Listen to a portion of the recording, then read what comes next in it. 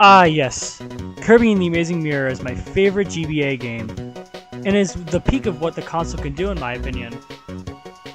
There's a lot of things to love about this game, from the music, the art direction, and the abilities. So what if I just rip off a button off my DS Lite and ask, can you beat Kirby and the Amazing Mirror without pressing right?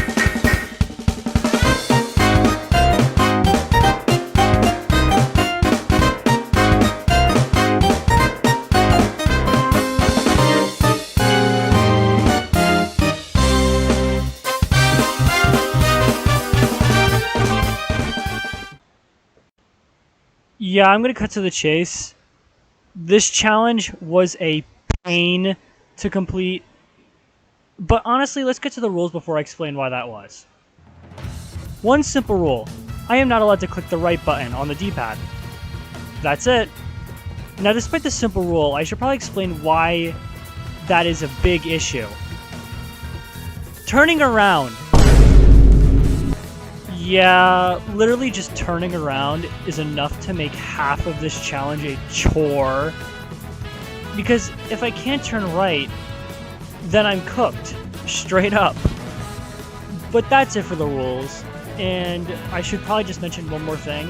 I am allowing mixing for this challenge and also stealing abilities from my other Kirbys, because this challenge was already a pain enough to complete. I don't want to punish myself more by not giving myself the ability to get actually good abilities instead of being stuck with stone or something of that stature.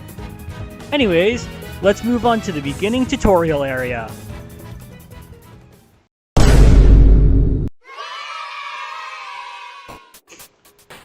Would you believe me that in a Kirby challenge, the first area is difficult? Yeah, surprising no one, the first area is difficult. Because it's a Kirby game, of course the first area is going to be difficult. Anyways, now our moveset is very simple, having a slide kick that allows me to move. That's it. Which means the first room is definitely impossible, and I don't think there's any possible way to get done with this tutorial area without pressing right at least once. But here is the first tech of the run. That will probably come up later a lot. This tech is called input overriding. In Kirby and the Amazing Mirror, when you press and hold a directional input, that direction will be held until the button is unpressed. But when you hold down a separate button, let's just say for instance you're holding right and then press left, you will always go to the most recent button press. So if you hold right and press left, Kirby will move left as it was the most recent directional input. But yeah, you can beat the first two rooms in one right press because you can hold down the button. For the record, I'm pretty sure the entire game can hypothetically be beaten in one right press, but that makes for a boring challenge in my opinion, so I'm just not gonna do it. If someone else wants to do it, I don't care, but this is my video. In the third room, we immediately are shown two copy abilities.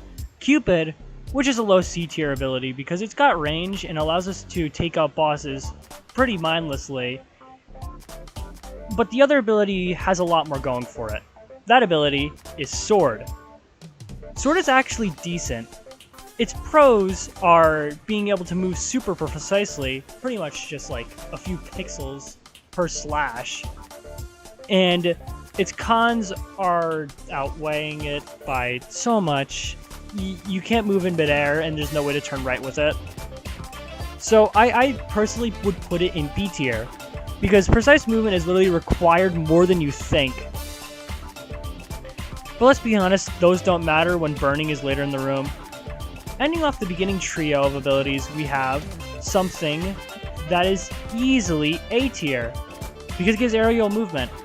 Its pros are what I just said before. It gives aerial movement and allows for some small left movement when hitting a wall, which could be good, especially when it comes to later areas where the door's a little bit further and you don't want to turn around just in case.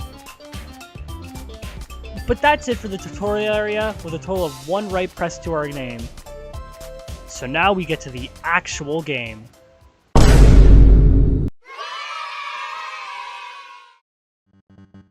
Now starting off in Rainbow Route with only burning is already a chore, but let's just say it took me forever to get into the first door, and I'm not even joking. But I'm not really going to be talking about any of this because 80% of the time, the door will make you face right after entering it, so it doesn't really matter in the long run. But after a few hiccups, we get to these two doors. Our choice doesn't matter at all. For when you enter in, we get a glimpse at a mainstay ability, and commonly one of, if not the best ability in any Kirby challenge. That ability being Fighter. Fighter is a funny ability that does funny things and has a great list of pros.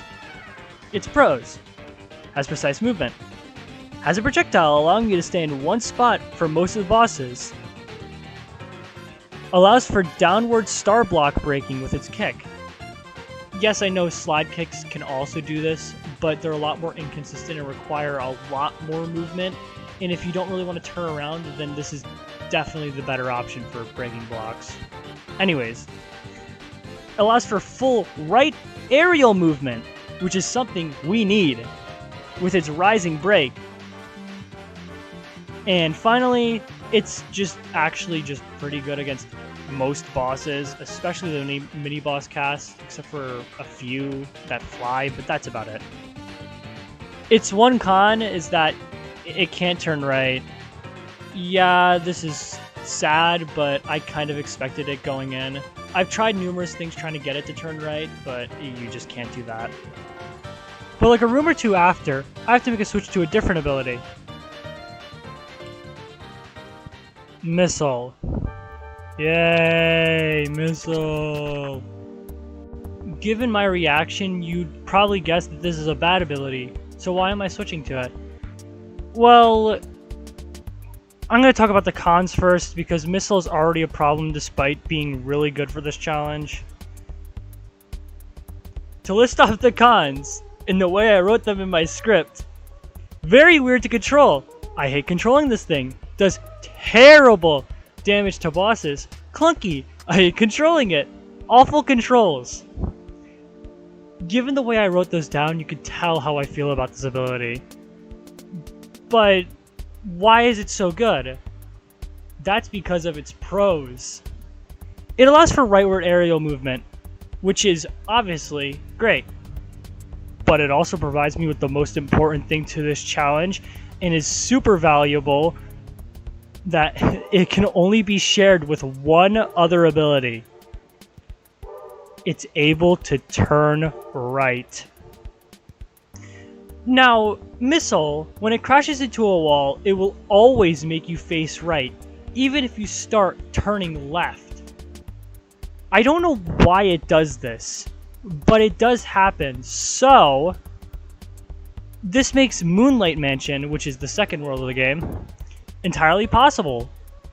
Even if it did take a lot of deaths and a lot of totally legitimate save states being used. Yeah, I'm sorry, but I could not bear this area without save states. I would have wanted to die. Anyways, it took a lot of attempts, but I make it to the boss, equip Fighter, and kill Mr. Golem, just to get the first mirror shard of the run. We are like 7 minutes into this video.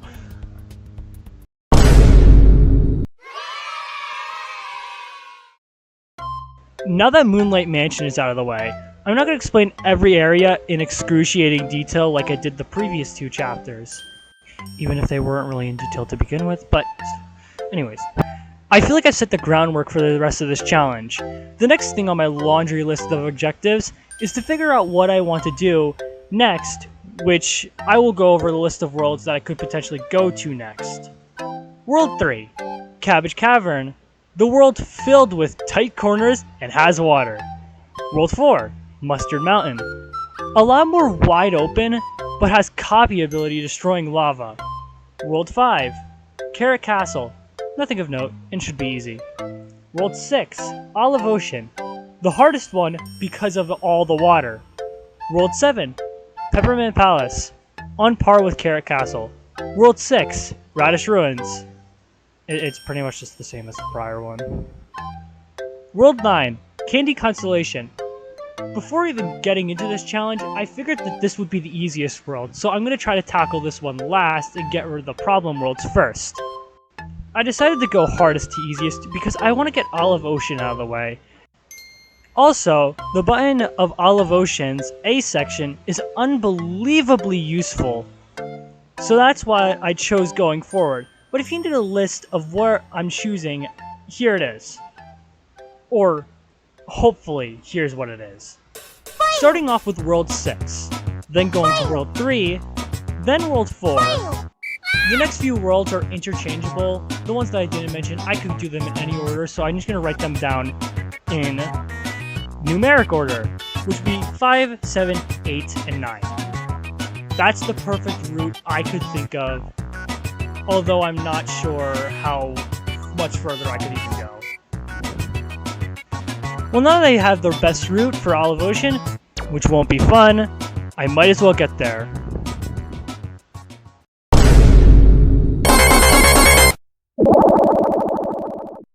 I feel like the chapter name is very appropriate for how I feel about this next world.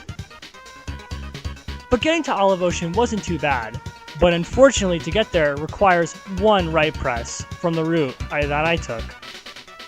I'm willing to sacrifice one right press instead of searching for another way there because it takes forever to think of a better route and even more annoying to put that into practice.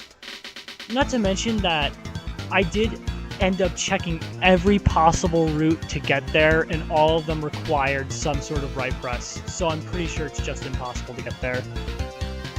Just putting into practice getting here is already annoying enough because you can drop abilities in water and they'll get destroyed instantly, so it's really not worth your time trying to think of something better. Anyways, the route I took was the left door in the Rainbow Route button room, and then just taking that course until I reach the water section. You take a right, and then finally, you make it to Olive Ocean. Once we get into Olive Ocean, we start with an easy beach section. Except for this annoying roadblock, which made me realizing doing left missile blasts you right, which is a lot more consistent with results, so I used that a few times. But then we enter the water section, and that's when input overriding comes back into play. But wait, you may have noticed that I missed something. We've not talked about our hero and the ability that acclases missile in every way. Tornado! Yup, absolutely the best ability in our kit, and it's not even close. Pros: everything you could possibly want, it's literally perfect. Cons: okay, I was kind of lying, it can soft lock us, unlike Missile, but damn, it's such a great ability to use. But it's an easy top tier, and I'm gonna put it 3 tiers above every other ability because it's that good. Anyways, you could beat the entirety of Olive Ocean with just one right press. It just hurts your finger, or at least hurt my finger. All these sections are pretty simple, just getting to that button that is rewarding. Now it's all about taking the best route, which you'll see why this route is important. You wanted to find a mirror enemy, which is these little mirror guys, and kill it with a puff. If you don't, it buries yourself in the ground and you have to reset the room. Once you do this, you will be in a little side area. This area is important because once you get through some of it, it introduces you to the best item in the entire challenge, even better than Tornado as an ability. The HP up part, which increases vitality by 1. This is an important survival tool, which means I could take 7 hits compared to the 6 hits I could take before. So that's cool. This also adds a side goal of getting all the vitality hearts, but I might forget about that later on. I can't guarantee I'll remember. After that, you have a clean shot to the boss, which made me realize that stone is actually pretty good. Okay, now don't call me crazy because holy, this thing sucks in regular gameplay, but for bosses it's just about perfect. Pretty much nothing can break the stone, which allows you to sit up in one spot and let the other Kirbys do all the work. Now this isn't in my script, but I completely forgot to mention how good the Kirbys are when it comes to calling them over. You can use them to kill bosses, or you can use them to take their abilities. It's generally good to have them around, and also having a lot of batteries. Anyways, back to the actual script. Unironically, super useful, so you aren't getting pushed around.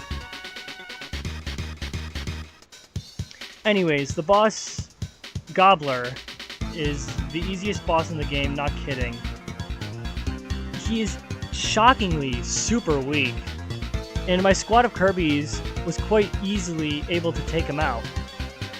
It's funny how bad Gobbler is compared to how difficult this world is, considering the fact that it requires 2 right presses. But now, we've collected our second mirror shard, which means we're going straight to Cabbage Cavern, baby!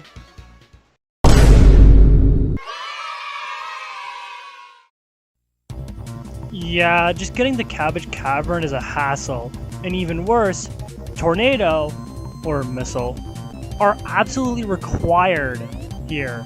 Although some shenanigans in Room 1 could make other abilities possible, like I was able to smuggle Fighter, but Tornado and Missile are absolutely the best here, for obvious reasons.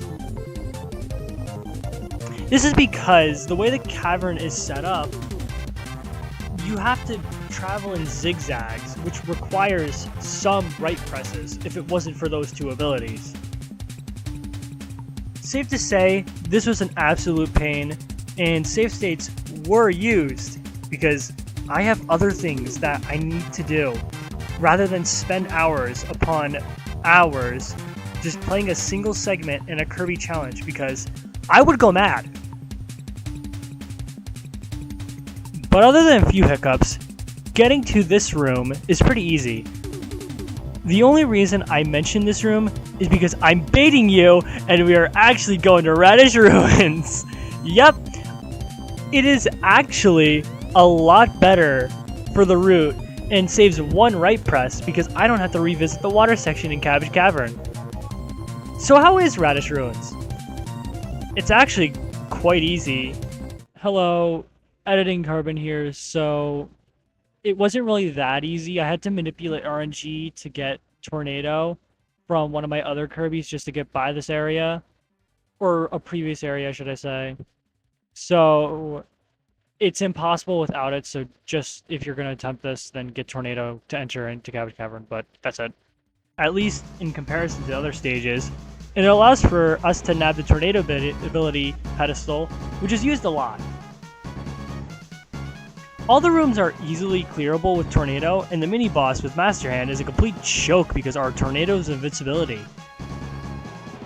This leads us to the world's boss, which is where I do a switch you wouldn't expect. If I were to bring Tornado into this room, its biggest flaw would show very clear, which means I have to make a switch. That switch is to pick Sword. You're probably wondering, Carbon, why are you grabbing Sword? I thought Sword was mid. Well, yes, it is mid, but when I mentioned Tornado's biggest flaw, its biggest flaw is if it hits a wall where there is no wall. If you get what I mean. Pretty much you will be stuck there and you can't do anything unless you turn right. So, the reason I mainly picked Sword is because, for some reason, I don't know if this is intentional or not, Sword does way more damage to Meta Knight than any other ability. And I've noticed that through numerous playthroughs. It seems like it's always been the best to tackle Meta Knight with. This makes the fight a complete joke, because if I don't turn around like a stupid idiot, the shard is an easy grab. Finally, we get ourselves our 3rd mirror shard, that being Radish Ruins' mirror shard. And let's just get back to Cabbage Cavern since I kind of left it on a cliffhanger. The area leading up to the boss is fairly easy, but with that I made an accidental discovery when trying to get Missile. Yeah, it's actually possible to get to Cabbage Cavern without pressing right. Yeah, I know it's a detour, but like, you start at the bottom of the problem corridor after you enter from the left door of the Olive Ocean area. So yeah, it turns out life isn't a lie, and Cabbage Cavern, and by proxy, Radish Ruins, are possible with no rights at all. Anyways, getting to the boss, I made a dire mistake. Yeah, I know. Disappointed. I know you all are disappointed in me. I pick up hammer and go into the boss corridor. Then it hits me. I can't turn right. So... Wait, okay, I've been lying to you all, and for that I'm sorry. Because there's a way to turn around as base Kirby. And that's by falling onto a slope.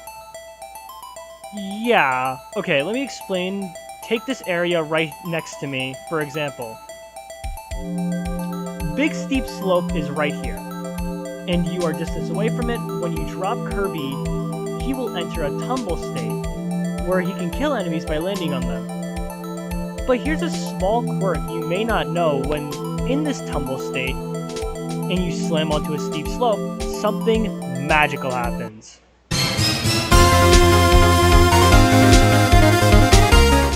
Yep, it turns you the opposite direction, which means I have a decent way to turn around with any copy ability. And this makes the boss a complete joke, because with my other Kirbys and Hammer, the strongest ability in the game, we can abolish Moly and take our 4th Mirror Shard, clearing half the game. And that's it for part 1. Yeah, I'm sorry, I'm gonna have to make a part 2 for this series. But this has taken long enough to make, and I don't want to keep you waiting on this bigger upload, so hit that bell so you're notified when part 2 inevitably releases. Thank you for watching. My name is Carbon, and I'm signing off. See you all eventually.